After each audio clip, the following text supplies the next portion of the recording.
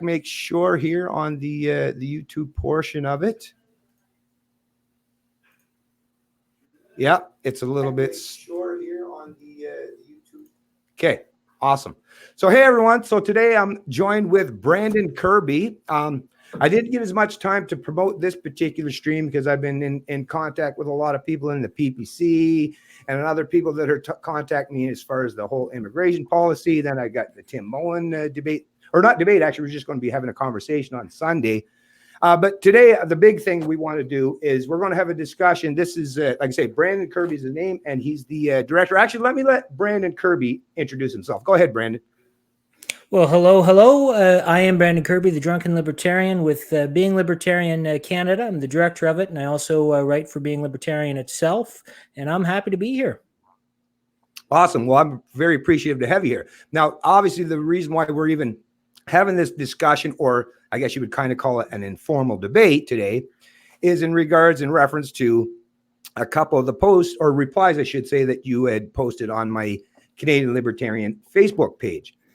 And the original was weird because I think it might have had a little more to do with other areas or other posts that you must have seen on it, because actually the reply that you gave was actually under the wrong heading. It was basically just showing the support, or it was the slogans of the particular parties. That was the post. But what you had put out, it was definitely in reference to, mass immigration or immigration in general. So I'll just start out first and foremost and say what you would basically replied to was, I want to hire a foreign worker. So I personally, I don't believe in government initiatives or programs to be the ultimate arbiter or intervener in economics. I'm a free market proponent, which usually libertarians are free market proponents.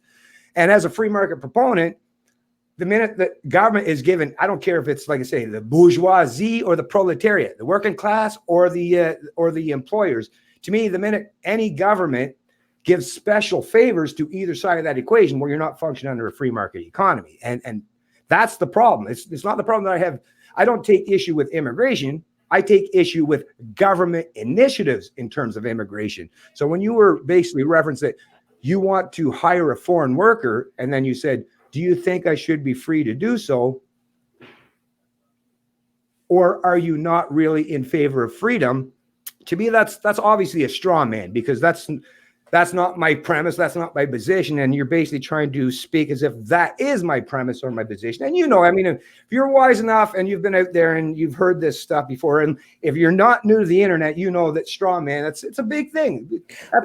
Okay, let's put the brakes on a little bit. Yeah, go for it. Because I don't believe straw man is a very serious accusation. Yep, it is.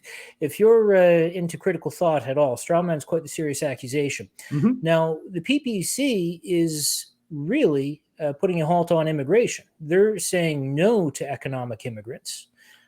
So when I'm seeing all these PPC banners... No. Actually, I got to cut you off there, because they're not saying no to economic immigration. They're actually saying they want more. That's actually one part where I'm not agreeing with the PPC. They're saying they actually want more economic immigrants. Yes, economic migrants, but not less. They want lesser and lesser, because right now it's about 25% that are actually economic migrants, whereas 75% of them are like family reunification, illegal border crossers. And that's, well, the illegal border crossers aren't even taken into account as far as the mass immigration that's been bumped up to, under the federal liberals, to 350,000 per year. Right. So it has not the economic argument. I'm not here to even make the economic argument as far as like, should we bring more economic migrants, or more or less as far as whether they're economic or they're just from family reunification. That, to me, that's not the point. The point is the state, as we understand, since you're a libertarian, the state is a representation of a monopoly of force or violence. Okay. Help me out here. You got to help me out because you're saying more. No, my understanding was less. No. PPC is saying, so right now, out of the 350,000, roughly, right, 24 to 25% of them currently are coming in as economic migrants, right? And what are the ratios that Maxime Bernier wants? So he's saying that he wants to increase that to roughly about, so the way he's presenting it is basically about 50-50. So much 50-50. More economic migrants, less and less of the family reunion. Okay, so right. And how many immigrants does he want? I heard 150,000. Yeah, well, 150,000 he says would be the cap, but roughly around 100,000, but up to 150,000. So roughly between 100 and 150,000 is the actual. Okay. So let's break it down here. Right. We've got 25% to 350,000. 25% of 300,000 would be 75, plus 25% of the additional 50. That would be 12.5. So you're looking at 87.5. And Maxime Bernier is talking about 50% of 150,000. That would be 75,000. Right. 75,000 would have to be less than 87.5. So it sounds like he's talking about less economic immigrants based Overall, on the math. Yes, for sure. 100%. And actually, that's one part, like I say, to me, as far as picking percentage wise, that's the part of the conversation that I'm glad to leave it up and we can have genuine discourse and conversation regarding it. But to me, that's at the end of the day, it doesn't come down to the end of the numbers. It's the fact that, once again, we got to get back to basics as libertarians, because you come on here as a libertarian, not as a political acolyte, right? So if you're a libertarian, you understand the premise of what a libertarian is, which is self-ownership, the non-aggression principle, and property rights. Now, the non-aggression principle already, since government, as we or actually, did you agree with that? So you agree. I want to make sure so that everyone's listening, you understand that government is, by natural extension of what it means, what the representation, what the meaning of the term government is to rule over a particular geographical landmass by way of force, compulsion, and coercion. You would agree with that, right? I don't have an issue with that. I just have an issue with people telling me I can't hire someone. Max is telling me I can hire less people, or I'm less likely to be able to hire someone. Saying that what you're doing, and like I say, I've been there before, so hopefully you'll get a little up to speed into things. Is what you're doing is you're creating a scenario as if like you were functioning under some kind of free market scenario where, like, hey, I just want to bring some of this country, and why should anyone else prevent me to do so? Because yes, if we lived in some utopian where there's no such thing as that government that we all must recognize that exists, I'd be like, yeah, Kirby should be able to bring whoever the hell he wants here. Who am I? Who am I to tell Brandon what to do? I'm not. That's my friends call me Kirby. Go for it. No, sorry about that. But I'm saying I should never have any pretense of authority to tell Brandon what to do as far as how his hiring practices. But like I said, this is why as I learned and adopted the philosophy of liberty, is why I've so rejected all these. And I was friends with a lot of these. I would actually call you predominantly leftists. And it's like you're not thinking about the actual premises of libertarianism properly if you're still in the stance of supporting mass immigration. It's or you're playing the same game like the Antifa group do, and you just paint a scenario where we're living in a fictional world that doesn't actually exist. To me, we have to listen. I have lots of ideals and utopian concepts that sound great in my mind. They sound amazing, but I have to deal with the real world. And the real world says that there's a big giant government that has given all these corporations legal authority, and they help subsidize it, because it's not like these corporations are going to foreign countries, because those foreign countries have governments as well. And those governments aren't going to allow just a foreign company without the government help to just go in and plunder their best and their brightest. That's never going to happen. So the fact that you have this mass immigration program and these temporary foreign worker programs, well, I mean, who installed and initiated them? Government. No businesses. Businesses didn't get together void of government permission and say, hey, let's just figure out where we can get some cheap labor. If that was the case, I'd be fine, because that in a free market environment, then I would find ways to counteract that by just not interacting with them. But we have to interact because government dictates, and they have legislation to determine what businesses are allowed to flourish in this country and what businesses aren't. If we worked in a free market environment, I'd be like, hey, if you want to just use slave labor and get cheap, prospects from third world or emerging countries, you do that. But what I would do as a free marketer, I'd be like, I'll find a much better scenario that actually I offer a much higher quality product or service, and that would be so competitive that the people that want to spend all those extra resources to go travel around the entire globe to look for some cheap labor or plunder the intellect from other countries, I'd be like, I'm willing to compete. Like I say, I'm always willing to compete in a free market environment, but we're not living in a free market environment. That's the problem, is we have to acknowledge the genuine reality that we live in. Sure. I agree with that. But no, you see, I work in international finance. I work for the hedge fund servicing companies. I work for a company I've worked for a company based out of the Cayman Islands. I've got my own startup right now. But it's all international finance. We're not looking for cheap labor. You have to pay top quality dime for a lot of these folks, and you just can't get the Canadians to do it. Now, I would love to have more of these folks coming into the country, but that's not what the PPCs represent. How do you know that Canadians based would do on, it? hold on. No, but how can you? No, but you brought up a premise that's false. How can you say that Canadians wouldn't do it? Have you gone out and offered Canadians? Because you got to Oh, recognize I absolutely have. Yeah, Canadians function. Yeah, well, Canadians function in the Western world, and we have to. Our compensation in terms of wages has to reflect the price of all the stuff that we consume, right? So, like I say, someone that came from Nigeria or Somalia or Syria, yeah, their economic rewards and compensation in comparison and contrast to the Western world, not even close to that. So like I say, if you say that you want to contribute to the race to that lowest common denominator, then just own up to it and say, hey, I don't really care about holding up my country or forget even your country as a libertarian, just even the people that I want to surround myself or interact with. I just want to play that game where let's just race down to the lowest common denominator. And if that's the case, then just say that. I actually prefer that you would just be openly honest about the fact that you don't really care about things other than your bottom line. Is like, hey, if I can get someone to, be productive, hey, they might be actually intelligent. And maybe in their country of origin, there wasn't enough capitalists to understand how to take advantage of the ingenious capabilities of their population. Now, if you want to plunder that, like I say, that's fine. But you got to recognize that you're not going to be able to do that in a free market environment because the Canadian people, there's lots of intellect in this country. People, what it is, the Canadians that won't go and work for your company, that you're saying that won't do it, they just won't do it at the rates that you're offering them. It's not that if you suggest to me that no matter what economic compensation you were trying to offer to a Canadian, they would all reject it, then I'd say bullshit. Yep, that's exactly what I'm saying based on practice. That's I don't know how to tell you any differently. I mean, we've already crunched the numbers. Okay, how many examples have you? Okay, let's just deal with a hypothetical then. Name a job and occupation and how much you've offered to them. KYC compliance officer. When I was working for the Cayman company, we had an office based out of Montreal. It would pay, $50,000-$60,000 a year. Right. And you had nobody that would apply for it, is what you're saying. Well, if you want to apply for it, then sure. No, but I'm just asking you because you're saying that apparently there's no Canadians that will fill those positions. And I don't know if you're saying that they're just not competent enough or they're just not willing enough, because those are two different equations, right? Are they competent enough? Are you saying there's no Canadians that are competent enough to fill that position? Well, I mean, at the rate that we're offering, if you just don't have the folks, then you have to hire. See, there's a remarkable complexity. There is a remarkable complexity in the hiring process, because if you want to hire a temporary foreign worker, let me just do this right now.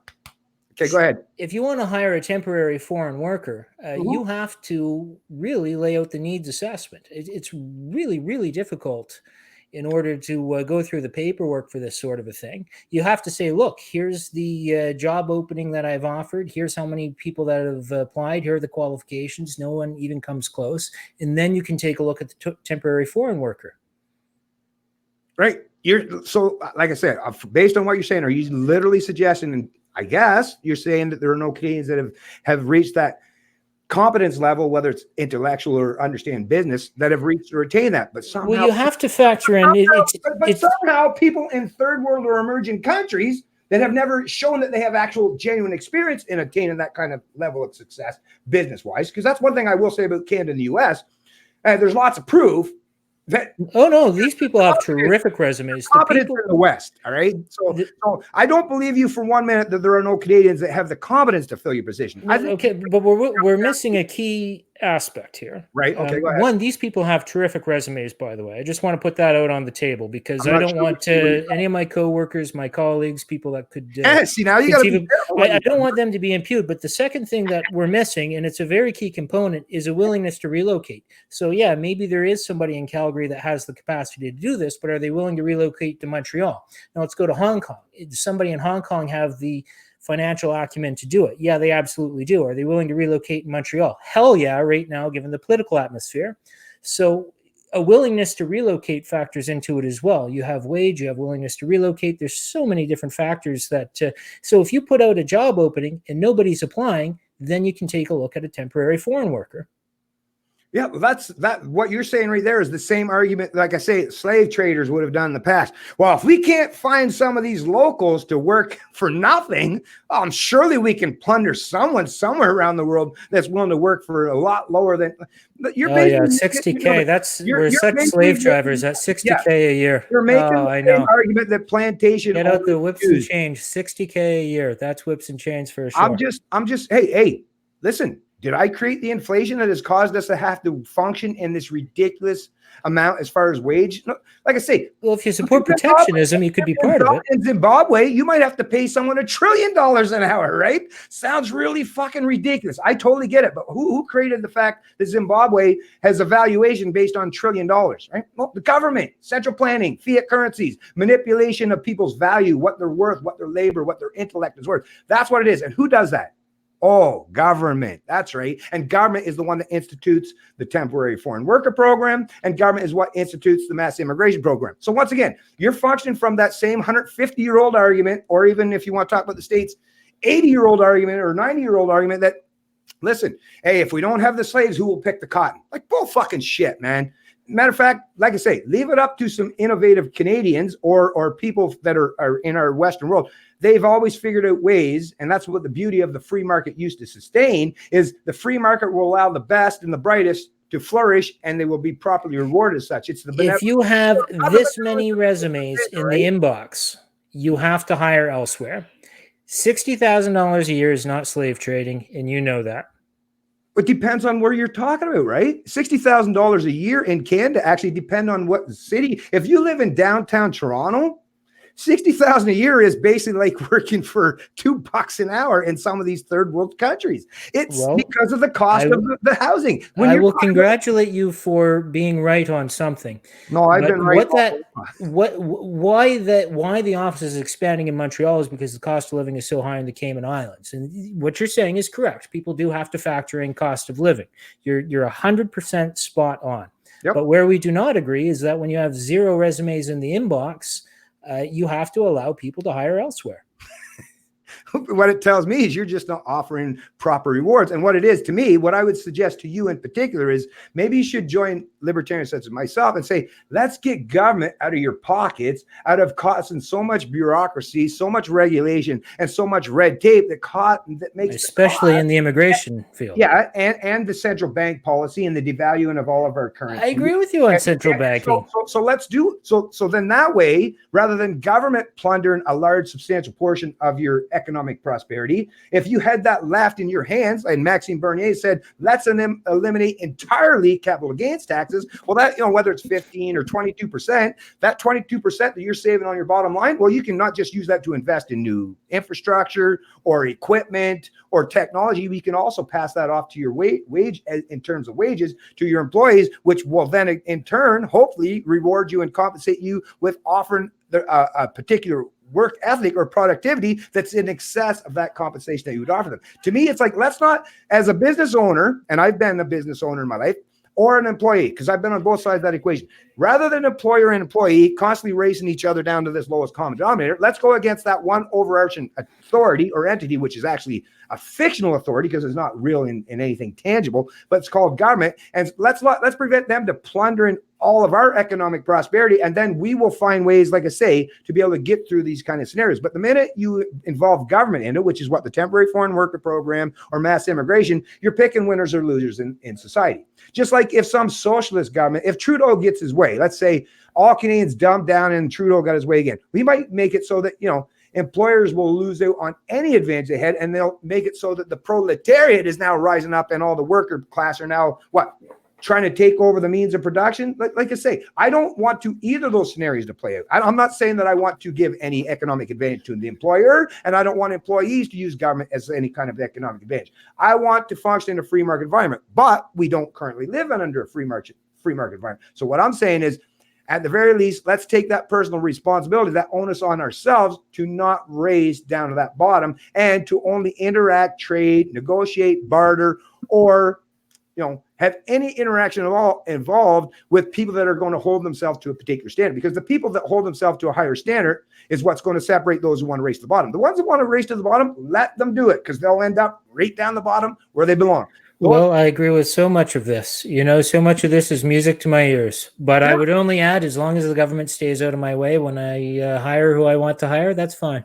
Yeah, and I would be, and that's the area where I'm 100%. But like I said, we have to, and this is the part where us libertarians have to really, that's why I wanted to have this conversation with you today, is we got to get to the actual underlying aspect of reality, which is government does exist. I wish it didn't. Like I say, I dream of those utopian concepts of where we don't have statism at all and we can all just function freely and have our own property rights and people will respect and hire who we want to hire. That would be so much fun, wouldn't it? That would be beautiful. But like I say, even outside of our own particular geographical, I don't know what you want to call it, land mass is what I usually refer to, or if you want to call it your particular plantation, right?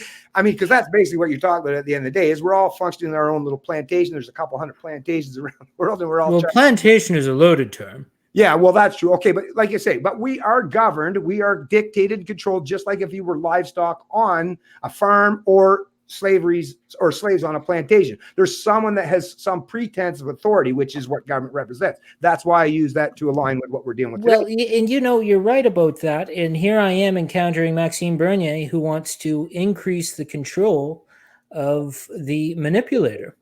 No. And I'm not okay with that. He's saying he's dictating who I can bring into the country, especially with respect to my family, which makes it a personal issue, by the way, not a political disagreement. He's talking about, the reduction of whether or not a business could expand within Canada. You're right. I mean, you can point to other things that he's doing well, talking about reducing capital gains. And this is a wonderful thing. I'm not going to disagree with that. But if I can't hire anybody, he can cut all the capital gains that he wants. There's still no profit to be gained. So, I've got an issue with that. Yeah, but he's not saying that. And like I say, I'll even say it right now. I don't have any faith in politicians or Maxime Bernier or the PBC as far as I just realized, just like when Ron Paul was doing his thing in 2008, 2012, is it's a way to get Canadians start to think about these issues critically. So, to me, it's like, I don't think that Maxime has any ability or concept as far as how things should be done properly because he's one man. And that's, like I say, that's the beauty of the free market. No one man should ever be in control of anybody, and especially when you're talking about people in geographical areas that have tens of millions of people. I'm saying right now on the political side of things. Now, philosophically, the rest of us, and I totally respect, like if you're one of those people that don't want to vote or participate in the process at all, as a matter of fact, I have more respect for you than all those that do, because you're someone that's saying you have a live, let live mentality. But at the same time, I've been that kind of person my whole life. I've only voted twice my whole life, and it was in provincial election, and it usually was, actually the two times I did it was mostly because they wouldn't even allow us to ride our ATVs on trails, and I just voted because the party was saying that they would at least. So it was a single issue thing, but I don't have any faith in government per se. But what I do recognize is the rest of my peeps, like that's the thing. It's just like in the religious institutions. I would love to be able to tell all the people, I'd love to be able to walk in a Catholic church or a Protestant church and say, hey, by the way, the earth isn't 6,000 years old. And I wish they would all agree with me and say, yeah, this guy's been lying to me all along. That's not the reality. The reality is that most people believe that, if you go to church, that the earth, everything that your political or your pastor told you is based on some kind of form of authority, and that you should yield to that. Same with statism. People constantly clamor to their thought leaders, their opinion makers, whether they come from the media or the political or pundit class, and constantly are inundated with that, and they don't think critically about the issues. That's why having this conversation today, no matter which side you want to take it, and I'm glad you're bringing and at least challenging my premise, it'll give people the opportunity to think about these issues a little bit critically, because I'm not a fan of government. I'm not a fan of government telling that you should only be able to hire some. But at the same time, what has government done to the working class? We know, and I know personally as someone that's 48 years old, as a Gen Xer born in 1970, is since I started work in 1985, 15 years old in a lumberyard in the West End of Toronto, wages have been stagnant in terms of the inflation, as far as all the necessities that you're right about that. But I mean, a couple things. One, the Catholic Church doesn't believe in young earth creationism. That's strictly Protestant churches. But one of the things that I mean, you're talking about voting for ATVs, and I'm talking about my family being allowed to be together and being able to provide for them through expanding my business. I'm very passionate about this issue. Right, but what I was voting for. Enjoy your ATVs, by the way. Yeah, I love them. I'm a big time fan of especially the race bikes I've always been in. But no, what I'm saying though is, as far as all I was doing was saying that I don't want government to have any capacity to intervene in my free right to travel freely in the middle of the woods, right? That's I was saying I don't want government to use force. But if I were a proponent and in favor of the temporary foreign worker program or mass immigration, that is a proponent of supporting big government initiatives, which to me, it's like I said, that's just wrong. And I get that you might benefit from that as an employer, but like I say, to be universally consistent in my morality and my ethics as a libertarian, I have to say, no, I don't want the employer to take advantage of big government initiatives, nor should, the working class take advantage of, some socialist, let's say the NDP come to power. And like I say, they said, okay, now we're going to take over the means of production. I would be just as much against the NDP trying to use the power of government to turn the worker class as having more power than the employers. I'm the exact same way, and I have to be consistent when it comes to the employers or the right the class. But if sorry, go ahead. No, dig in, man. So if the temporary foreign worker program is a big government thing, why is the red tape coming exclusively from big government and not at all from the private corporations? That's the thing. Private corporations in this country, they realize they have to function in the race to the bottom. When government is to the bottom, international corporations pay you a lot better than your local mom and pop store. No, actually, that's not necessarily true. I've worked for some really small businesses, especially in the construction trade. Now, I can't say in every particular field or trade, but I can say from my own personal anecdote. In finance, they do. Okay, well, in finance, that's a totally different thing. So once again, you have to nuance that with particular areas. But finance, once again, has to do with what? There's a lot of, like I say, central hedge fund servicing. But it's a broad term. No, but there's a lot of, exactly. And there's a lot of central planning, fiat currency aspects of, and the gambling portion of this whole thing of manipulation. Whereas, like I say, just hiring or being employed in a field where you're actually producing something of tangible value, then, like I say, to me, it should be function under free market environment, because then you get the best and the brightest, because the people that pay the highest are going to, see that most of the time, there might be some few exceptions, but most of the time, if you're the one that's going to pay the highest and reward and compensate your employees the most, you're going to get the cream of the crop, which is going to give you an economic advantage, even out of those against those, because that's another thing. We also understand the Pareto distribution principle, right? So if I want to have the best, the brightest, and I pay for that, well, hopefully that'll give me an economic advantage over those that just want to plunder, resources or pay people so that they can hire 2 or 3 people, because you can hire 2 or 3 people doesn't necessarily mean that 3 people is going to be more productive in your workforce than that one person, because once again, that one person could actually be more productive than not just 3 but maybe 10 times the amount of people. Well, maybe not 10 times, but at least 10 people in comparison or conjunction to that one person. So I just want the free market. So I want the free market to function so that the people are bringing, and I don't care where they come from. As far as I'm concerned, in a proper free market environment, which we don't function under. But if we could get to that or attain that amount of success, which is, I hopefully that you and I and everyone else, which is why I'm supporting Maxime Bernier and the BBC, is let's get closer to that. I don't think Maxime Bernier, as a matter of fact, I'll agree with you. And one thing I'll say right now is Maxime Bernier and the BBC, all they're really doing is allowed us to pull on the emergency brake and at least turn the car back the other way. We're not really going to get as far as you and I want to go. I want to go. You want to go a certain distance. I want to go a certain distance back towards where genuine freedom and liberty actually exists. Individual freedom. And Maxime, because he is a politician, he's functioning in that realm of politics, is he probably only wants to take us so far. But I'm looking out there on the political landscape of anything that's even viable as far as putting out a message or getting people inspired to free market fundamentals. And he's saying, I at least want to travel in that general direction. And like I've said in my past videos, me and Brandon, we okay, see you later, Maxime. Glad you got off here at stop 5. Me and Brandon, we're going to keep on going. We're staying on this fucking ride for a long while yet. And I'm totally with you, man. As a matter of fact, while Maxime's done, when he jumps off the bus, I'll be sitting there talking with you. It's how far you want to go? How far will you want to take freedom, right? It's the starting point would be telling my family they're not allowed into the country. So that's going to be a major, major issue for me. But I do want to say I do take issue with one thing that you're saying, which is international finance or business in general is a race to the bottom. So we have to take a look at, from an investment perspective, who treats their employees well, who doesn't treat their employees well. You look at year over year gains for Costco, which is actually pretty good for their employers. Then you look at year over year gains for Walmart, which is actually quite terrible. Sorry, Costco is good for the employees.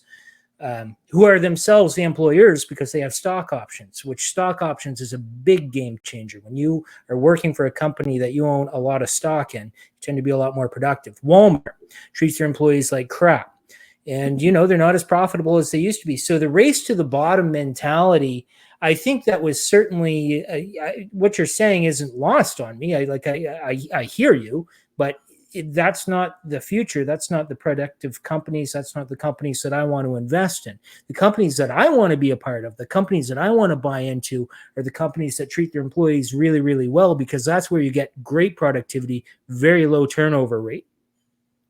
But it doesn't, I hear what you're saying, but it doesn't sound that way if you want to search, like I say, in Canada, there's 37 million. Actually, we got over the threshold a few months ago. So we're now 37 million. I can't believe that out of the 37 million Canadians with the, even though the education system does, fail a lot of them, I still, because of all the residual effects of some of the benefits that Western society has produced post-Enlightenment era, I can't imagine how you could possibly suggest that there's no Canadians that would be able to work and function in your corporation and be productive to the point where they're not just benefiting themselves and being economically rewarded properly, but that they're also generating a substantial return on the investment and making your company more prosperous as a result. They'd have to be willing to relocate. And there's another thing. Why would I prefer somebody who lives in Vancouver to one of my family members who's not Canadian? Okay, yeah, let's do the family member thing because, that was actually the second one. So I just want to make sure that we got it 100% so that I'm not misrepresenting. Okay, but let's not necessarily lose. I don't want to consent to feed on that and just say, okay, well, I'm bringing up my family and ignoring you.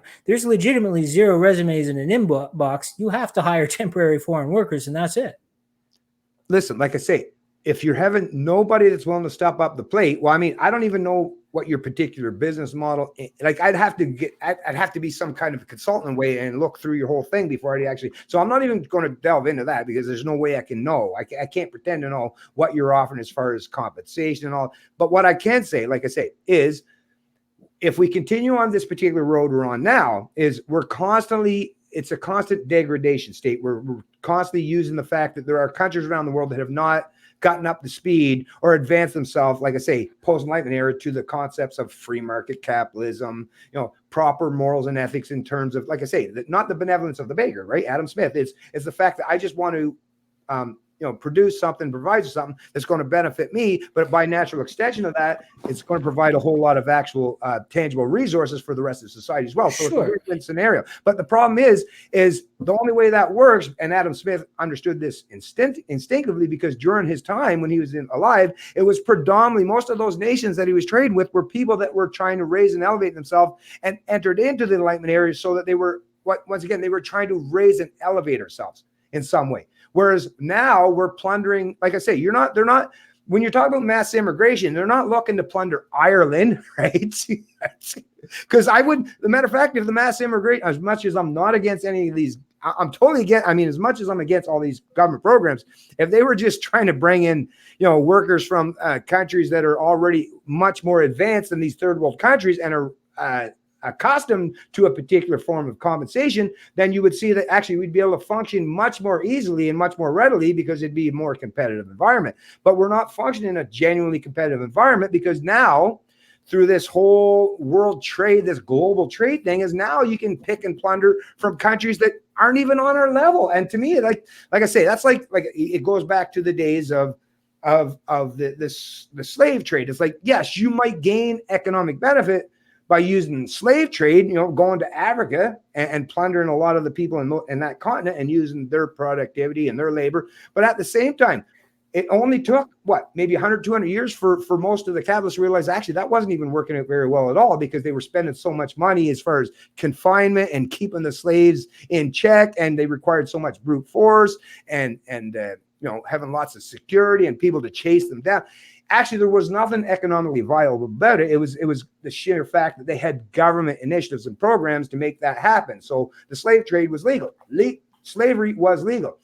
But fortunately, people said, let's advance to be superior to that rather than treat people as slaves, and we'll function. But the only way we can do that is if we function in an area where we're actually dealing with each other on a particular level. But now, like I say, with these third world or emerging countries, we're gone back to let's just plunder the productivity that we can plunder from these third world or emerging countries, because their countries are in such a disarray. They're not properly rewarding their people either. So matter of fact, I don't blame anyone. Like if you're from some of these third world countries, and I'm not saying anything against these people, I think there's probably some of the brightest and smartest people in their countries that will probably end up coming to the West, to work for companies such as yours. And as much as I think, in a free market environment, that would be fine. But actually, I think it would be beneficial to the entire world if we're going to have such thing as global trade, which is what we're talking about today, is we don't function in of just internal trade. If we were only trade amongst Canadians, I wouldn't even be overly concerned, but because Canadians were adopted and raised in a particular mindset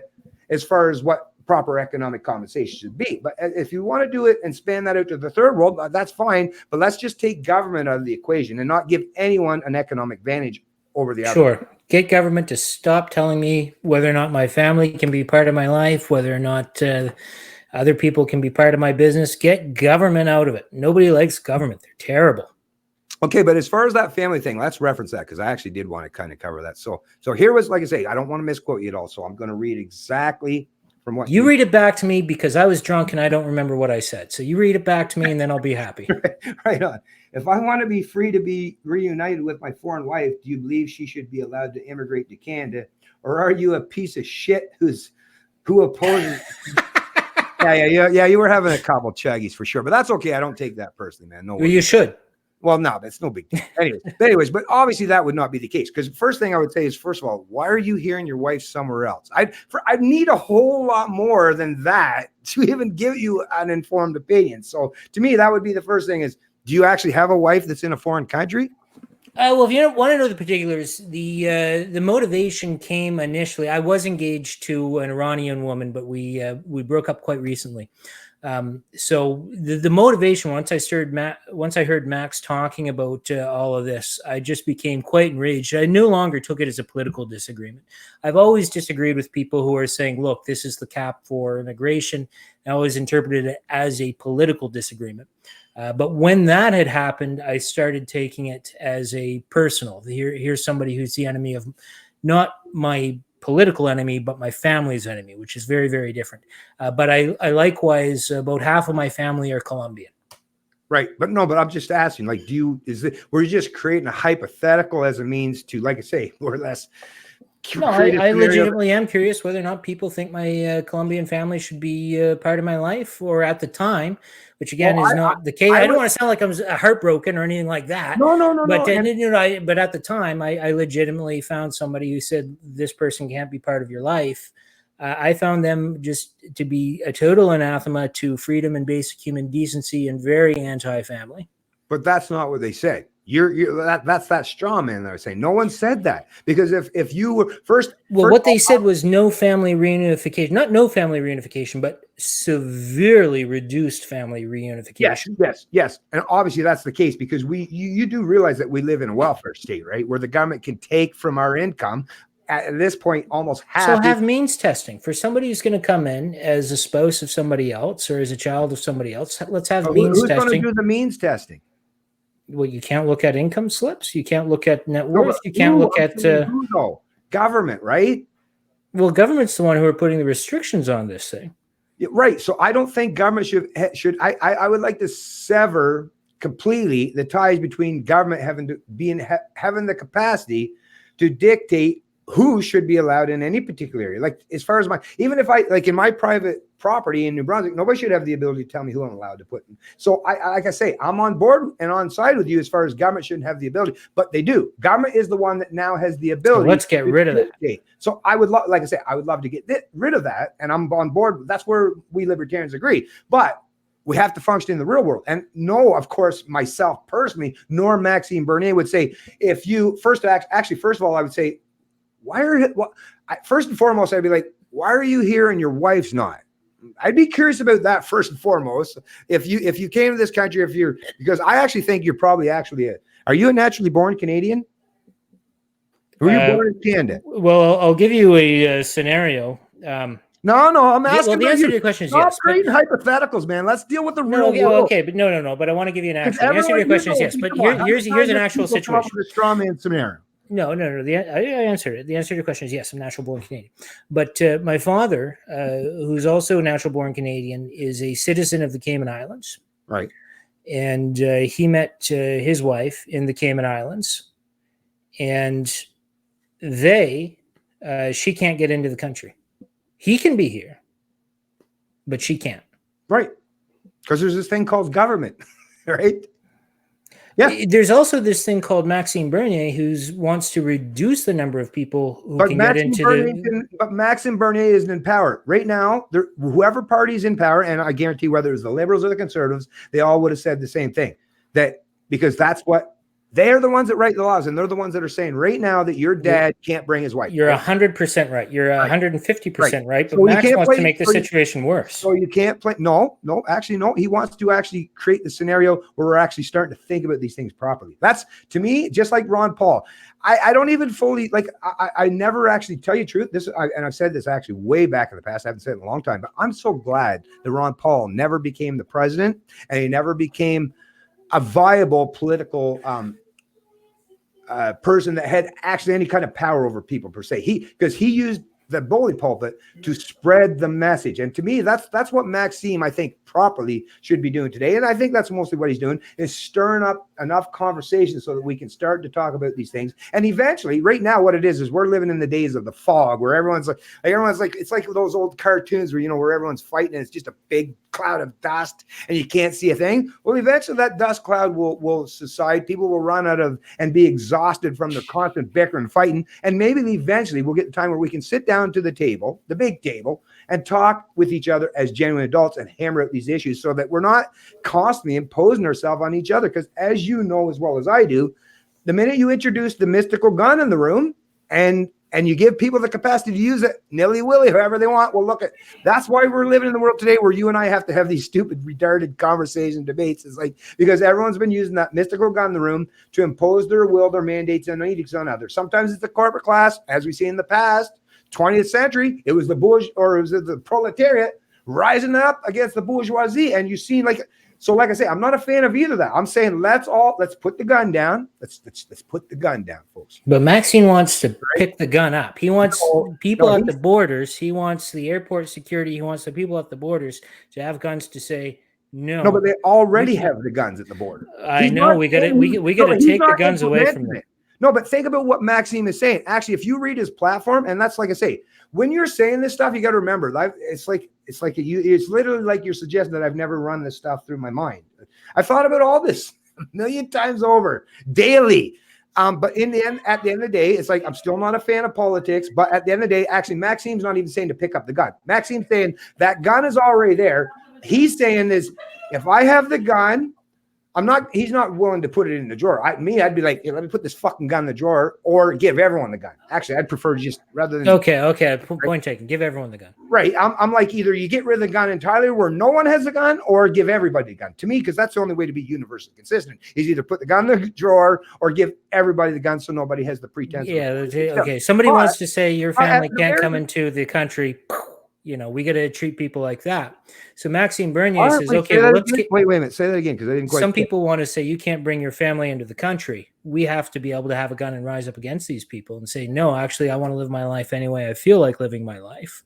I don't want the government involved. I don't want people saying this is how well armed you can be. And if all of us libertarians can get to the point where we don't have a forced wealth and income redistributive state, AKA government, what government represent, then yeah, you by all means, like I say, if we get to the point, and I'm totally on board with anybody, no matter which side you come, Antifa, even some of these Antifa fuckers, right, that are constantly hating on me all the time. It's like, listen, let's get rid of big government. Let's get rid of the fact that one monopoly has all the pretense of force and violence. And then you guys, if you want to set up your little socialist endeavors or your communes, or the ANCAPs want to do their thing, or the the proponents of let the beauty of the free market flourish. And like I say, it gives us all the ability that I'll go where I think is most beneficial to me, other people. And that's what the beauty of the free market offered to us is I don't have to function under a one size fits all, which is what government does. So much of what you're saying is so wonderful. And then all of a sudden,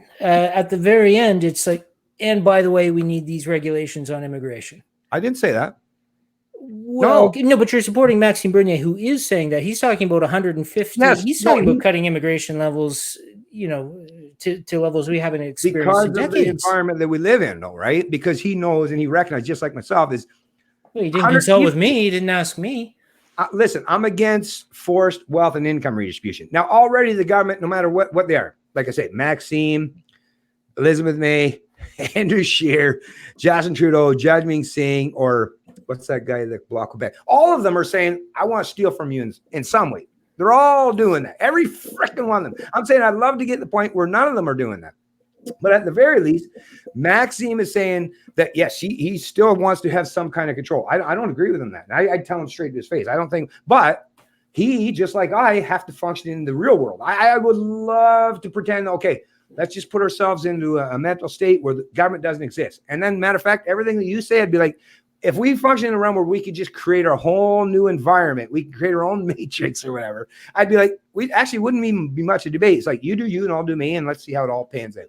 But we don't function on that. Maxime is at least saying with the PPC and the way the position is he's saying is, which is why I'm so glad. Now, if Maxime or the PPC said that we're against immigration entirely, I would never be able to support them, which is why I'm so glad they didn't go that route, because I couldn't. I have to be consistent in my morality and my ethics. I'd be like, no, because I'm a fan of immigration. I love the fact that there's beautiful aspects of people that come from all different areas and walks of life from all over the globe that help contribute to this country, or not just this country per se, but that has benefited us all. Like I say, whether they're Indian or Chinese or any, whatever your background or race is, you have in some way individuals from each one of those groups or those demographics or those geographical areas have contributed greatly to not just Western society, but to the entire global economic or social sphere. And I'm very appreciative of those people. The problem is I'm saying is, let's reduce the amount of force or violence. I'm a fan of getting rid of that all entirely, but we have to function in the real world. And Maxime is saying, let's at least get to the point where we're using less and less of that. And I'll agree with you. And this is one area, well, 100%. Max is a political candidate. So he represents the gun in the room. So he wants to take possession of the gun. But you have to at least acknowledge that Maxime Bernier, well, I mean, the only other person that I'll say that has been actually not just as good as him, but actually even superior to him as far as talking about these things is Tim Moen, the leader of the Libertarian Party of Canada. But even me and Tim, and we have a conversation that we're going to be coming up here on Sundays, just to let anyone in the chat know, as we're going to have a great talk this Sunday, is we all understand as libertarians, we've been friends for a long time, is actually, this is the part about libertarians. We make the worst politicians on the planet. Why? Because we're not playing fucking games. We're not trying to trick people's minds for the most part, if you're a proper philosophical libertarian, which is why libertarians make the worst politicians on the planet. Well, I have some thoughts on that, but I think that might deviate us from because I do think we need to up our game. Yeah. I do think we need to up our game, but I think that's a little bit of a deviation, maybe a proper thought, proper digression for another time. Yeah, for sure. Okay. Yeah. So just like I say, if you even want to just respond to anything, like I say, to me, because me at the end of the day, I just want to know that you, and when you said your thing, obviously, like I say, I kind of suspected anyways that it's because you're from a libertarian thing. It's like, so this guy can't be a complete asshole. He's got to be at least a reasonable dude. So no, I'm an asshole. The asshole. Okay, but that's fine. But you're allowed to be an asshole. That's cool. I'm totally fine with that. But either way, I don't violate the non-aggression principle. I'll leave it at that. Okay, an whatever. Asshole doesn't. No, actually, that's not against the no. Actually, you know what? Until you've actually caused physical violence to someone, matter of fact, the words you say, I don't even think that is going against the non-aggression principle. You can say as much as you want, because they're just words at the end of the day. Like, I don't consider that to be, I mean, if humanity gets to the point where what people say, right? I don't want to live in the world where people, are so overly concerned with what people say. Now, when that words, like, and this has been established in just even under common law, is once those words are translated into physical actions, that's where I have the problem. That's where you've broken the non-aggression principle. But by sheer fact that you might have a particular, type of vitriol towards particular people I'm not a fan of, and you insult them and use some pretty nasty language or words, I'm fine with that. I'm totally cool with that. But to me, at the end of the day, is since we don't want to use government as a preemptive means to an end, at the very least, we should come together. And I'm glad you actually took the time out here today so that we can have this conversation, because really, you can be as aggressive as you want as far as your verbal communications. It's just don't use actual force. And that's what government represents, is force. Just don't use that gun in the room. Like, you can be an ass, you can, stick your tongue, you can right up, like I say, the fist before it hits my face. But then you also got to understand that when you are being overly aggressive in the verbal realm, then at least be accepting of the fact that that allows other people to retaliate in kind. Now, I haven't, because I don't want it. To me, it's like, I've only had a couple people I've ever had any dialogue with where I've actually had to like use some verbal nastiness, and only because I realized that they're just, when I recognize a person doesn't even want to be consistent in any of their views, they just want to just be an ass for the sake of being an ass. A troll. Right. A troll. Then it's like, yeah, I'm not even like, then it's like all bets are off. But you're being a reasonable guy during this conversation, so I wouldn't want to use that towards you. And you should at least recognize that, of course, man, if there was a scenario that you could paint for me, like genuinely, not a hypothetical, but a genuine real world scenario where you just happen to be a good upstanding Canadian citizen, you pay your taxes your whole life. It's like, I just happened to, I was on vacation and I met this chick and blah, blah, blah. And which I've already painted. Right. And I want to bring her to this country, and I'm going to be, economically responsible for her when she's not. She shouldn't be part and parcel of being able to be automatically included in these social programs. No. The woman I was engaged to doesn't require any of my economic provision. Neither does any of my Colombian family. They're actually, they're quite well off. But Maxime Bernier is talking about less of them getting in, and they already can't get in. So this is a very personal thing. Yeah, but I would anticipate probably more vitriol coming from me in the future over this, because this isn't a political disagreement. A lot of people just assume that, I can crunch numbers and do math off the top of my head with the best of them. I think we've already seen that earlier. But yeah, good job, man. But one of the things that I would suggest is that this is not a number crunching. This is not a political thing. This is my family thing. Right. So this is completely different from politics. I'm looking at people. I'm already looking at the libcons, and they're saying, no, forget it. But and I'm thinking, what the fuck is wrong with this? And now I'm talking about Maxime Bernier saying you can forget it even further. Right. So, this is not number crunching anymore. When it comes time to expanding my business, I take it a little personally. But when it comes time to my family, I'm reading some of the comments here saying, oh, this guy just cares about his feelings. No, I care about the numbers, but if you can't recognize that you're saying no to families being together, the human element is gone. No, I totally agree with you there. The problem is, though, is I would love to be able to trust you. And matter of fact, I might be able to trust you by sheer fact that you seem to be a libertarian. It tells me you already have at least a fairly firm grasp or understanding of the NAP and self-ownership and property rights. So I'd be like, I'd probably agree with you for the most part. The problem is you can't put forth this notion that you can appeal based on emotion, the fact that I wish my family come here, because the minute your family gets here, you can say that, hey, I promise she would never be an economic burden, right? Or whatever. Yeah. But once they're here in this country, as you know, because we have a big giant welfare state, which I didn't create and you didn't create. I'm not saying it's your fault by any stretch of the imagination, or your wife or any extended member of your family. I'm saying that we have to function in the real world and to be pragmatic in our approach in terms of that. And that means that there is a forced wealth and income redistributive state. Now, as much as I'm already against it for the people that even live in this country, like I'll say even for the ones that are the parasites that already live in this country, and I'll just say the ones that work for government, a substantial portion of that 4.1 million Canadians that work for the government, whether it's in the provincial or the federal or the local levels, you can guarantee there's a substantial portion of just the domestic Canadians that are already here that are a huge draw and drain of all the productive resources that those of us in the private sector that have no choice because government plunders our economic prosperity and our income and our wealth against our express permission or our consent. They're already plundering. All I'm saying is I don't want, like, to me, it's like if you're cutting me already, it's like I want to prevent as much damage as possible. And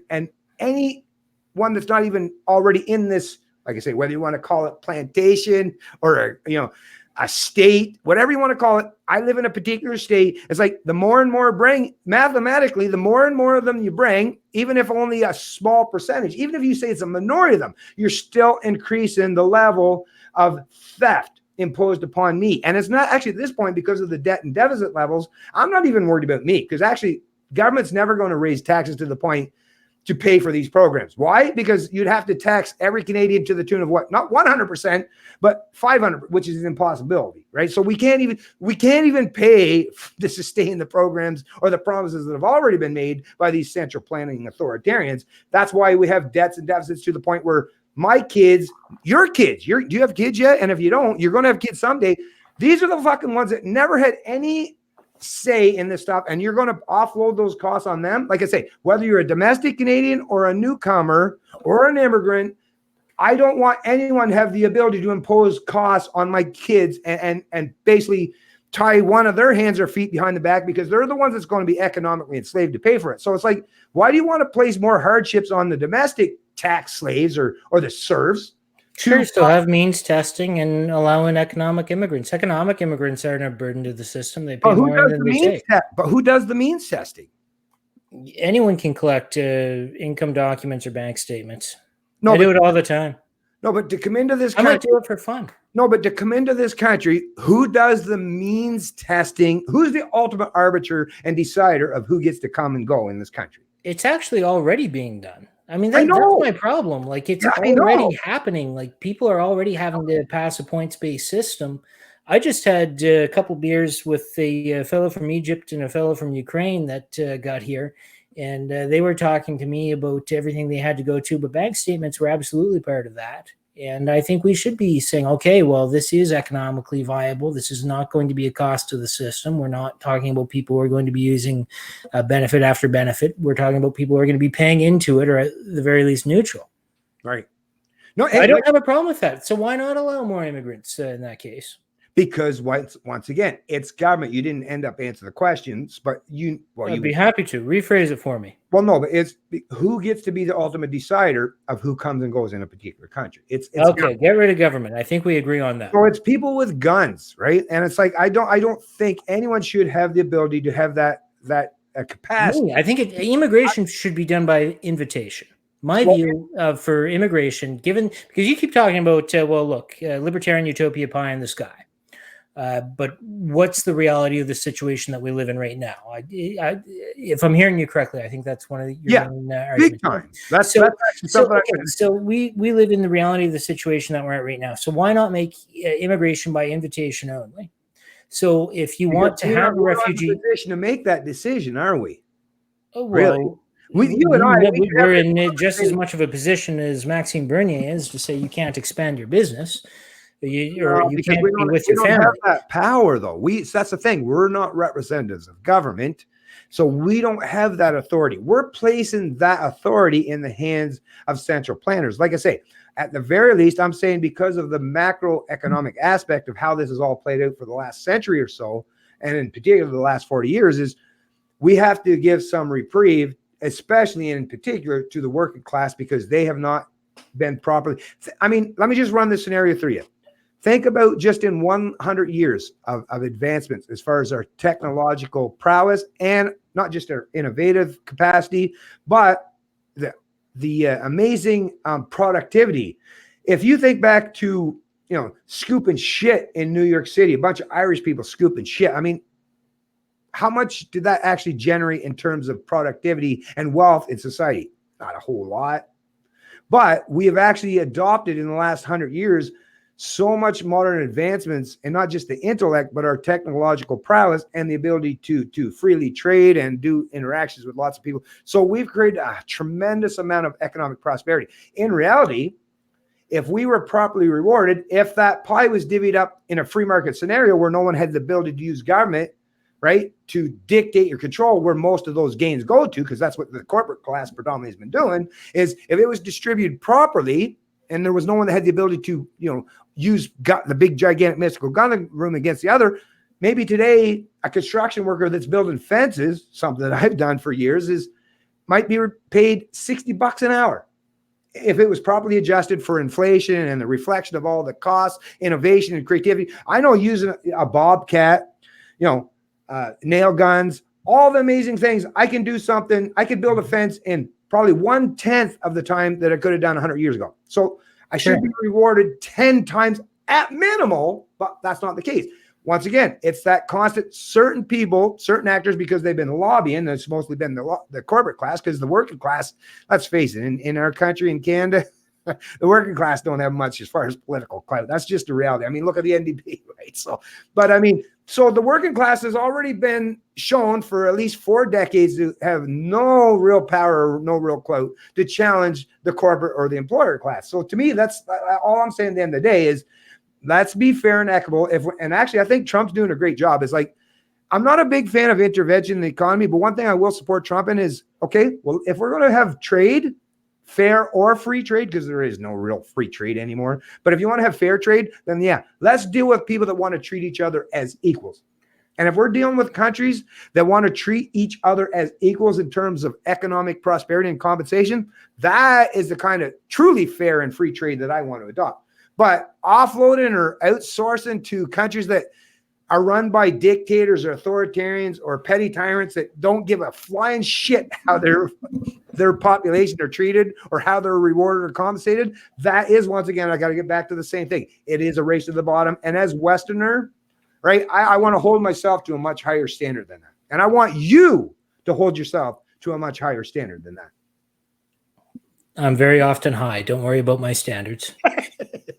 It's all good, man. No, but don't you think that would be a beneficial thing? Because why do you think a lot of these Western or these foreigners want to come to the country, to our countries, to the Western world? Is because of it's not because of benefits. I see so many people in the PPC benefits. I'm not even saying it's because of like welfare. I'm not even saying that per se. But they recognize that we've obviously, well, what they understand, even though if they got here, and a lot of them that are here now realize, oh shit, it's not quite as it's not nearly as good as. Is it that much of a mystery if you're an Iranian woman why you'd want to immigrate to Canada? Like that's not a big source of confusion for a lot of people. That's subjective though, right? If you're an Iranian that's a big fan of Sharia law, actually you love living in your particular country. Now, if you're an Iranian, well, they don't actually, but... right? Well, some do, right? So that's the thing. We can never, that's the problem with collectivism, is we can never pretend or suggest that entire groups or demographics of people or races or cultures all agree with each other. No, but why somebody would want to come to Canada? You take a look at cost of living, for example. I mean, there's so many reasons why somebody would want to be in Canada. I'm not miffed by this. I'm not miffed by why a Colombian would want to be in Canada. That's not a source of confusion for me. Well, I think a lot of the fact is they realize that there's a lot of the residual effects of free market capitalism in the past that we're now living on borrowed time and borrowed prosperity. So you can use a lot of, like I say, central banks and the belief in these fiat currencies. So they think that this is sustainable. What it is they'd be people that are late adopters to a particular Ponzi scheme. And they're like, hey, I want to get on that too. I'm not saying they're bad people by any stretch of the imagination. Tell you the truth, it's like, of course they want to get involved. The problem is, like I say, whether you're a foreigner or a domestic citizen in the Western world, is we're all function under a current Ponzi scheme. It's once again, that Ponzi scheme has only one possible outcome, which is that race to the bottom, because we're no longer trying to hold ourselves to a particular. There you go with that race to the bottom. I mean, I agree somewhat with the race to the bottom with respect to fiat currency. I think you're probably, I think you're on the right track with that. But race to the bottom in terms of who you bring into the country, I got to tell you, just in this is anecdotal, so this isn't numerical, empirical, rational. This isn't anything along those lines. But just anecdotally, the number of people that I have, for example, fairly often philosophy nights. Right. Where people come, they participate. We talk about religion. We talk about a little bit of economics, but mostly ethics, that sort of thing.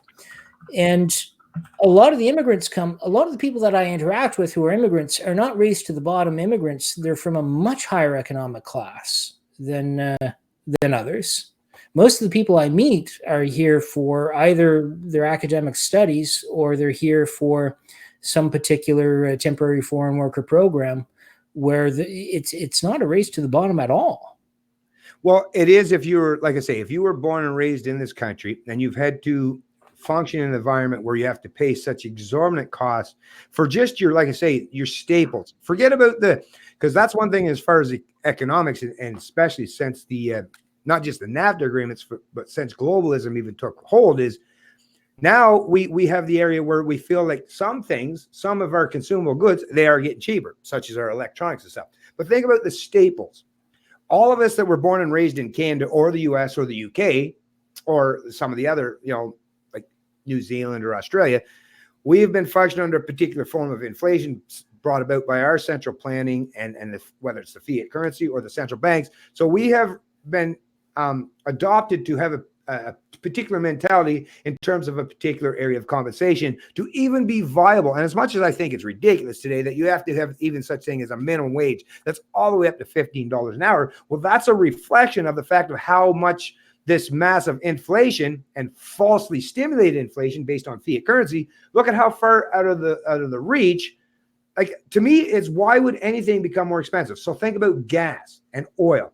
The only reason why gas and oil continues to get more expensive is because it's done through a central planning model or through cartels or price fixing mechanisms. Because as entrepreneurs and more businesses come to exist, which has happened ever since oil was first extracted from the ground many, many hundreds of years ago, is more and more companies, more innovation, more creative has been introduced. So actually it should constantly be a state of being more economically viable. So there should be a decrease, because the more productive we are, the more productivity we create, the more efficiencies we create, then the cost should constantly, but that's not the case. It's the exact opposite. And what it is, it's because of central planning, fiat currencies, the petrodollar, using force and violence as a means to an end, so they can artificially stimulate and exacerbate the prices of the actual consumable goods that we require to live. Because that's the thing, you need heat, right? You need to heat. If you live in Canada, you better have some heat in the wintertime. Otherwise, you're going to freeze that motherfucker. And you're going to need a roof over your head because it gets really, really cold. Like I say, there's a lot of harsh elements and environments that you're going to have to deal with. And, to sustain yourself as far as if you're going to commute, right? We have to have energy to commute. Those things have become profoundly more expensive. The only things that have become cheaper is when we can outsource and offload those costs into those third world or emerging countries, which I guess we get some kind of economic benefit because we can buy our electronics cheaper. You were doing so well right up until that last phrase. Well, but that is a reality. Well, then how come the wages of people who work in international finance company have gone up over the last couple of years rather than down? Because that is one area of our economy where now there's a large consortium of people who have now delved into it, because it's a very competitive environment. Because once again, especially now that people realize, I know competition is great. The more people competing, the better. 100%, but only if you're talking about in a competitive venture where you're not trying to race to the bottom. Like in a proper competitive venture, like in a race, who wins in a race? The person that actually achieved, that put in a lot more hard work and ethic, and they actually strived and attained a success that was higher. They achieved a higher sustainable amount of success to their peers. Now, that is the kind of success that I can get behind. But with government, with using a gun in the room, I can achieve a massive amount of success by pointing a gun at someone, right? There you go. But there's the protectionist nonsense. Hold on, just give me a minute. But if rather than going doing all the effort of jogging every day, right? If I could get my heart rate proper, getting all my muscles toned up so that I can run the 24-mile marathon. But if I could just point a gun at someone and hey, I win. Well, how much work and effort did I really require? Nothing more than using that mystical gun in the room. That's the protectionism wants less competition rather than more.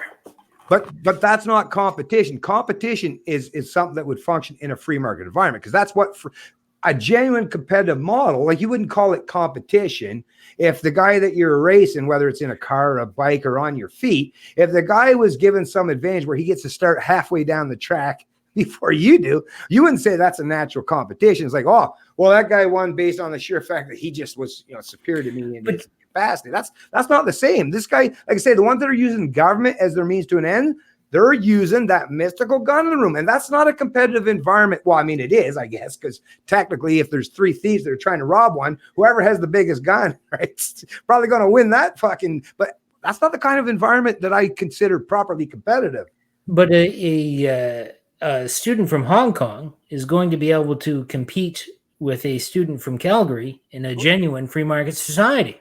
Yeah. Oh, yeah, I agree with that. Yeah, actually, matter of fact, I say, if we were just solely, and there was no government picking, right? If we were functioning in like a total free market environment, matter of fact, I suspect if we were plundering some of the geniuses in Hong Kong, which we are. Canada, and there are I know some, their names. right? I can tell you their names. Yeah. Well, especially now after the whole. Matter of fact, I expect we'll probably get a whole lot more after what's going on over there now, right? But like I say, those people could be genuinely viable and actually help a lot of prosperity in this country. Once again, I'm nothing against those people, but if government is the one that's choosing to bring them here rather than the free market, which is unfortunately, So like I say, got a function of the real world. More choosing power. Yeah, but the government is the one that's choosing, right? Yeah, but why give them more? Maxime Bernier wants more choosing power. I want him to have. I want the government to have less choosing power. I don't like government. Government's bad. Less government, better.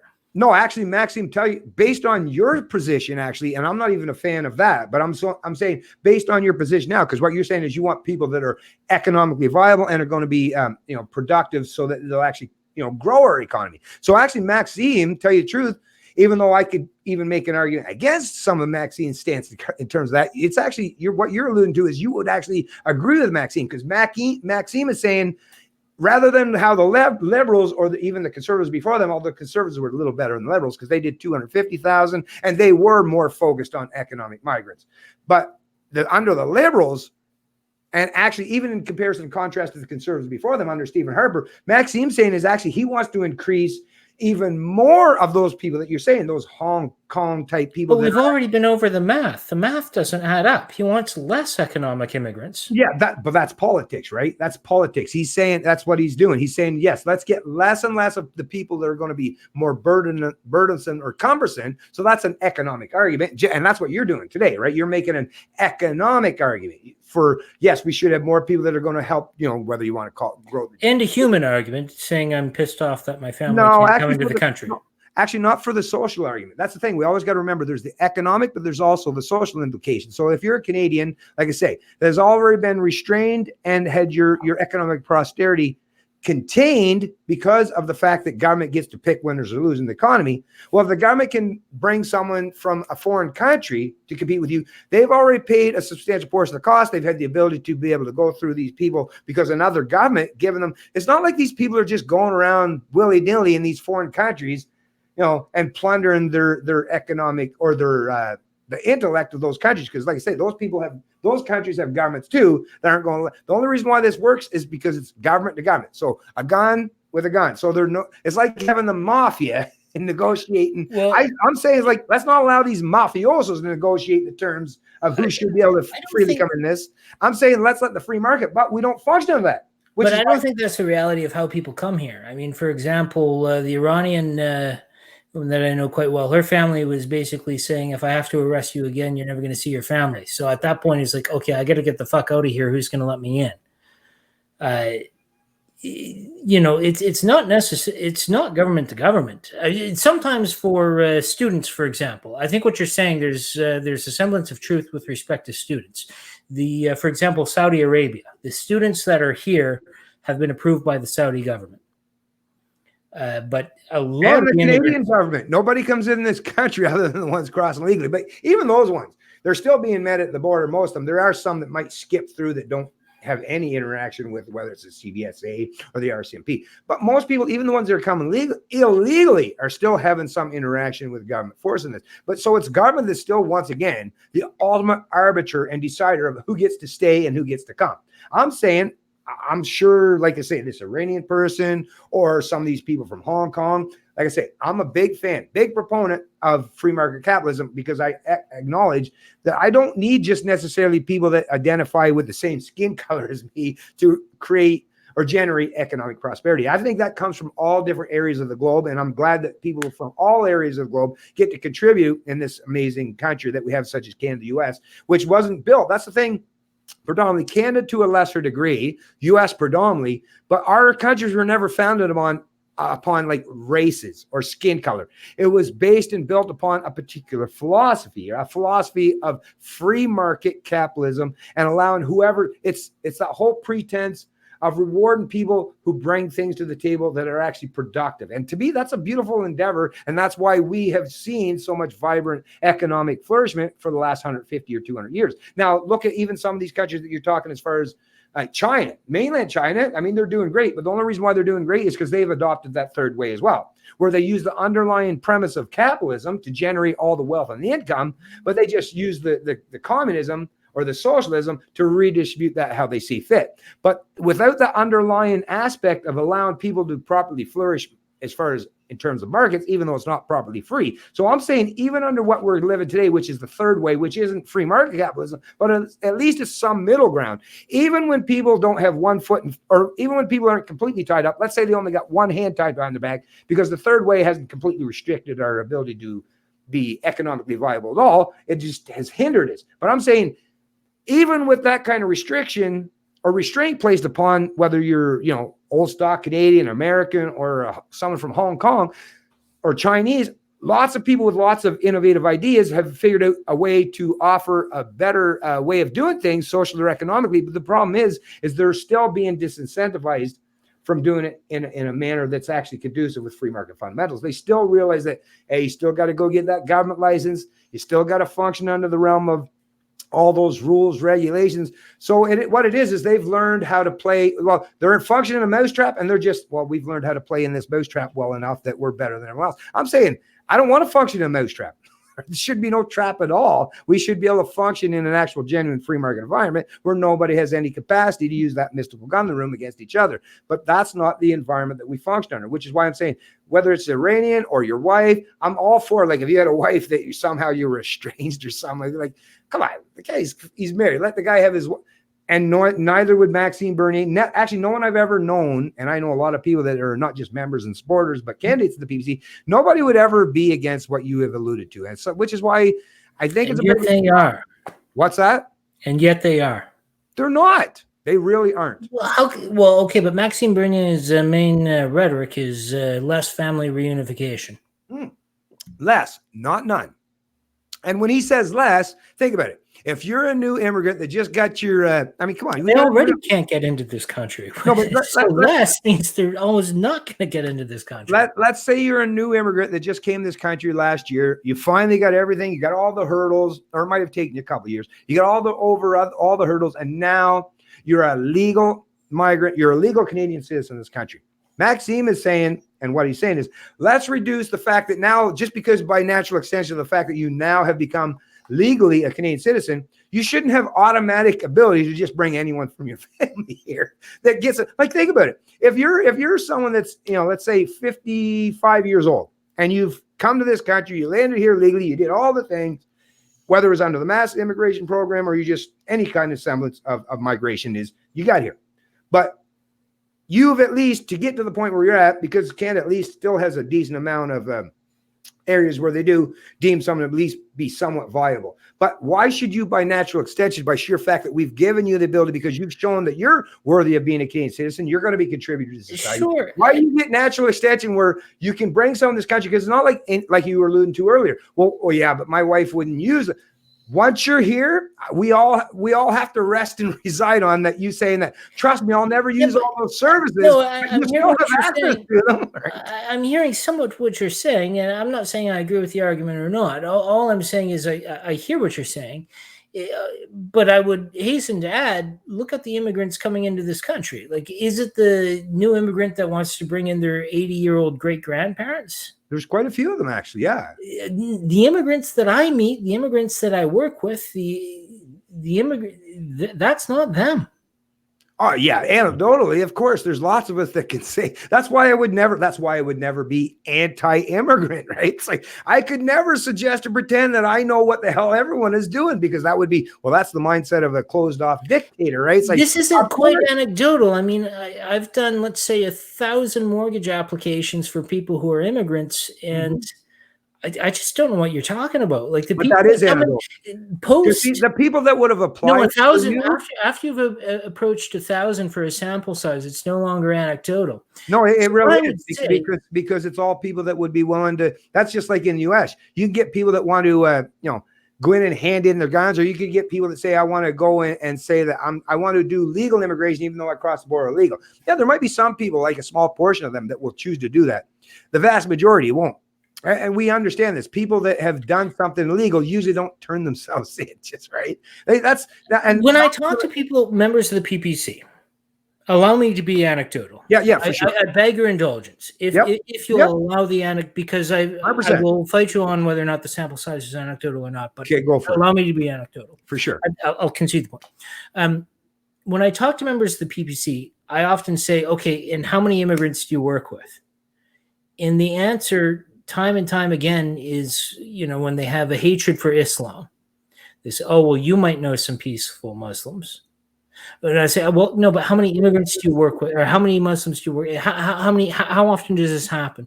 It tends to be people who work in communities that are not international communities, and their sample size is almost none.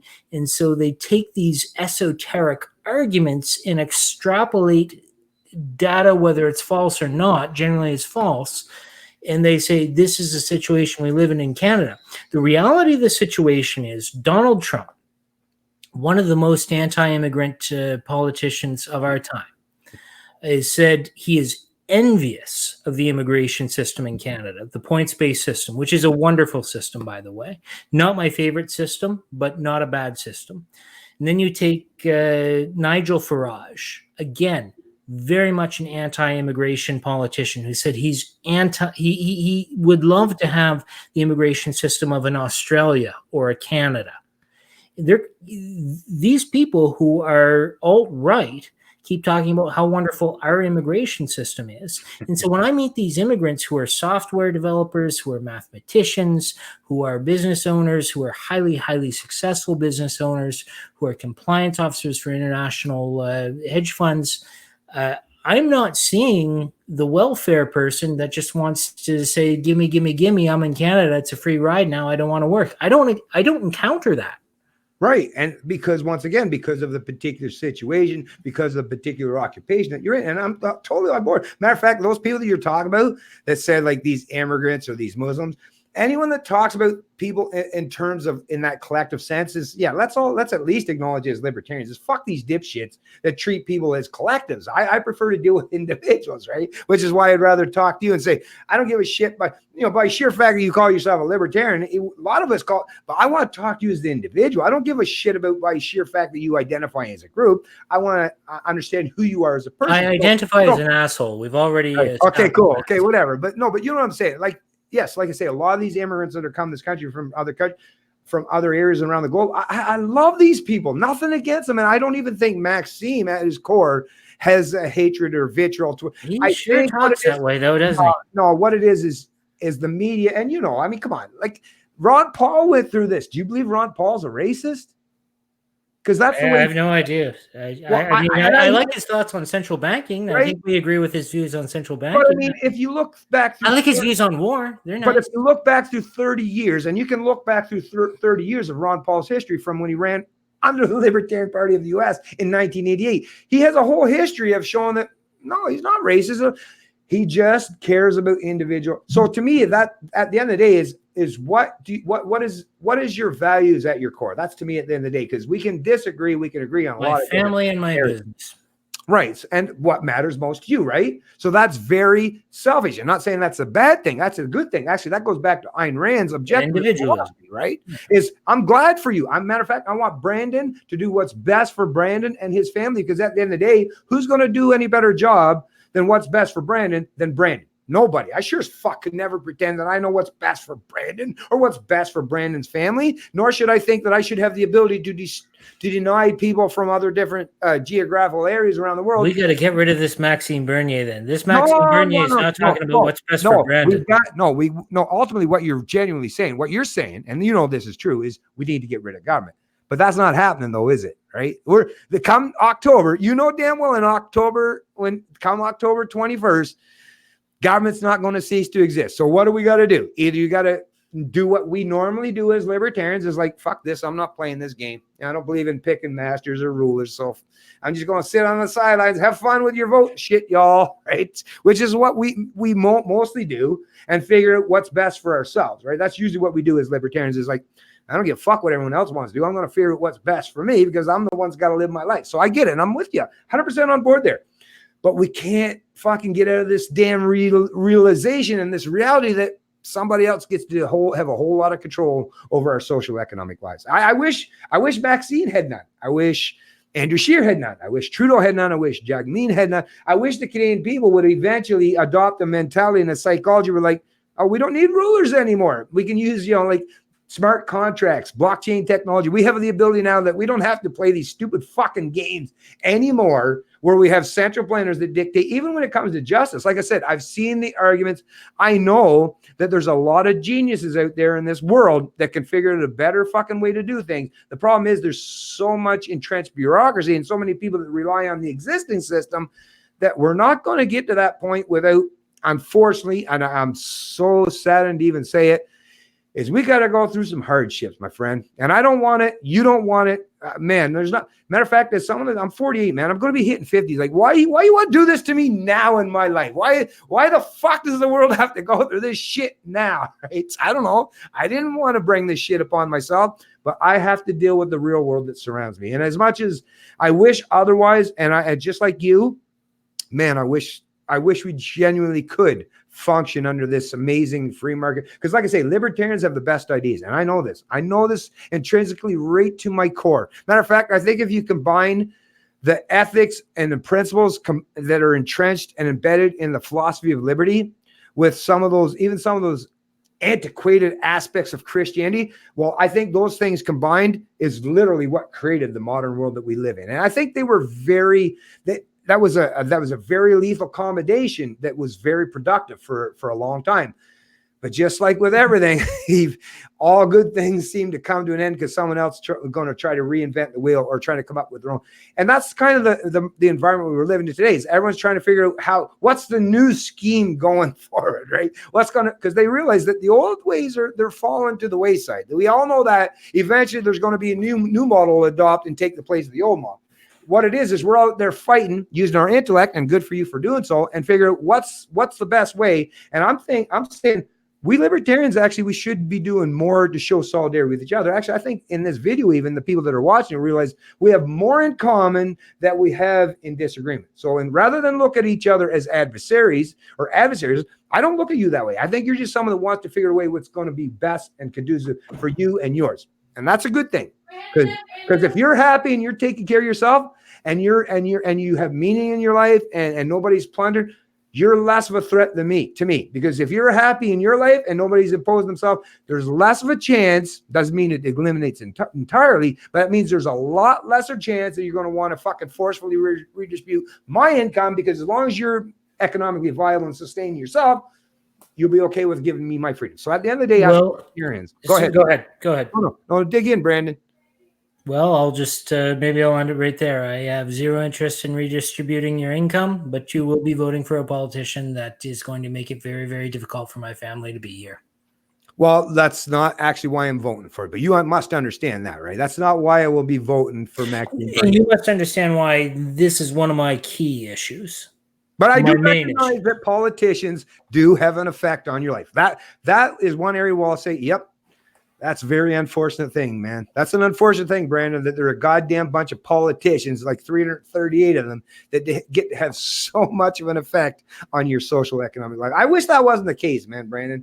Like I say, that's one thing at the very least, when we're done this conversation, we should be able to say is, I wish no one had the pretense of authority to dictate or control your social economic life. Well, I'll tell you what. I'll be happy to vote for somebody that doesn't want to redistribute your income. I'll leave it on a conciliatory note, a nice note, I'm not a nice person. I self-identify as an asshole. Right. I'll leave it on a nice note, which I do not normally do. That is not what I am known. I am a race to the bottom, mean capitalist. Sorry, man. But I will end on a happy note and say I will vote for you to keep more of your money, and I will do my best to do so. Oh, you're awesome, Brandon. No, I'm actually very glad how this actually turned out today because I kind of figured as much. That's one thing is someone that identifies as a libertarian, most of the time it's like, yeah, we can argue, we can bicker, we debate, and I'm glad we do. That's a beautiful thing. That actually shows the rest of the world. That's the thing that most people are not taking into account right now, but the people who watch our video probably do. But someone maybe watching this is actually, they're going to get a whole lot more out of this dialogue than they'll ever fucking get out of anything they'll see on CBC, CTV, or Global. Is because we're willing to interact and engage with each other with the very same basic fundamentals. I just want to be free. I just want freedom to flourish. And that, at the end of the day, I'm glad that that's the stance that you take. And like I say, I'm not voting for Maxime Bernier or the PBC to ever cause any hardships to you. You can rest assured on that. Matter of fact, like I said, I wish I could sit back and not even participate at all. But I've watched how that's, unfortunately, it hasn't worked out so well for most of, as far as promoting liberty. It hasn't worked out so well, which is why actually up until now, I do my videos. When I vote in October, that's like a one-time thing. That's so minute in nature. I don't even think that, to me, culture is the driver, not politics. So what the conversation we're having today will have a much more profound effect on the Canadian psychology than if I go out and fucking choose some asshole or whatever, like in October. I'm not saying Maxine did that, but I'm just saying, checking someone's name off on the box one time every 4 or 5 years, what the hell? That don't mean shit. No, it's what you're doing. It's what I'm doing to talk about these things and get people to be in the proper psychology where they're questioning some of the narratives that have been jammed in their head since we were little kids. Because you at least acknowledge that, right, Brandon, that we've been taught some really stupid shit, right? I have my thoughts on pedagogy. I'm very well versed in educational theory. Right. So damn well, like we need a whole substantial portion of the population to start to understand things from the philosophical, the economic, and the social realm, much more nuanced than what they're currently getting today in this education. Well, I do have a degree in philosophy as well, so we can talk about philosophical implications all you like. But I think it's been a half decent discussion. It's been well done. Right on, Brandon. All right. So you want to just tie it up there now, or is there anything else you wanted to say? Because like I say, last thing I want to do is not give you the ability to say anything you had to say, because I don't want anyone to suggest that I'm not willing to listen, because that's actually what I do. I do talk a lot, I'll acknowledge that, but I'm also here to listen. So if there's anything that you want to go and finish off with, just go right ahead, man. Thank you. I really appreciate that. And I do want to say I am the Drunken Libertarian. You've made some more posts since the last time I responded to one of your posts. And I'm going to drink a little bit more whiskey, and then I'm going to respond. I'm going to be more vitriolic than I ever have been before. There'll be a lot more four-letter words. There'll be a lot more irresponsible dialogue, and don't expect this to diminish at any point in the near future. Right on. And you know what? At least you'll acknowledge it'll be right up there on my social media pages. I'll never delete it or deny you your ability to say what you get. Freedom of speech. There we go. Freedom of speech, buddy. You do your thing. I'll always give you the opportunity to do so. Like I say, so that's. I'm glad that we got to have this conversation, Brandon, because like I say, at the very least, what people are going to take from this is we're willing to make people start thinking critically about these issues. And that's all. At the end of the day, that's the most important thing that we can do. And thanks for everyone that's joined in the chat. And I'm sorry that we actually didn't get into this point. Actually, this is my first time using StreamYards, but you know what? It's working out great. I see how it's basically almost like using YouTube Hangouts. So I'm glad to see that this worked out properly. Like I say, I'm very glad that we got to engage in this kind of dialogue. And if you want, do you have like social media pages that you want people to support? Being Libertarian Canada. Being Libertarian Canada would be the main one. Yeah, so go check out Being Libertarian Canada. And like I say, whether you want to look at it as we've been adversarial towards each other in any way, to me, at the end of the day, it doesn't really matter. I think we at least have the philosophical understandings that we're trying to strive and achieve a particular kind of goal. How we're going to get there, I don't know, because there can't be a one-size-fits-all approach. I mean, if we go about that road, then that's authoritarian. That's totalitarianism. I don't want to live under that. I don't want Maxime. I don't want anyone to have the ability to dominate, dictate, control everybody's social economic lives. But once again, we also have to acknowledge that is something that's going to play out here in October. Like I say, it is a little bit of an advocation towards the lesser of the evils, and that's usually one thing I don't like to do.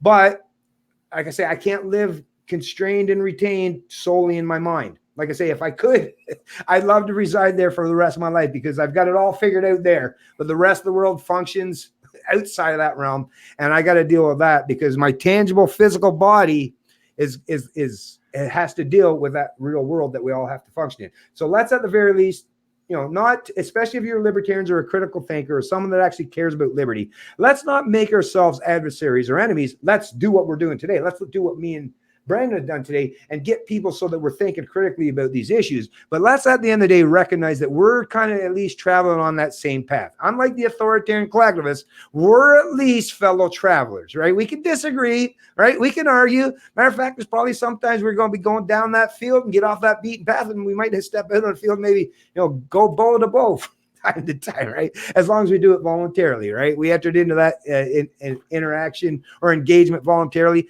but at least know and acknowledge that we as libertarians that care about individual liberty, we're fellow travelers, and we just, like I say, we're just trying to figure out what's the best way forward. And the more propositions we put out there, the better it's going to be to give people that'll come a lot later than we do. People that are going to be much more nuanced in these conversations than we are, because that's the thing. We always advance our intellect as well. So let's at least be that basis, that platform for people that are going to help carry this torch and make individual liberty the most important thing of what it is to be a free being. It doesn't matter whether you're in Canada, the US, or the rest of that 7+ billion people on this planet. I want you all to have your respect of being a sovereign individual human being.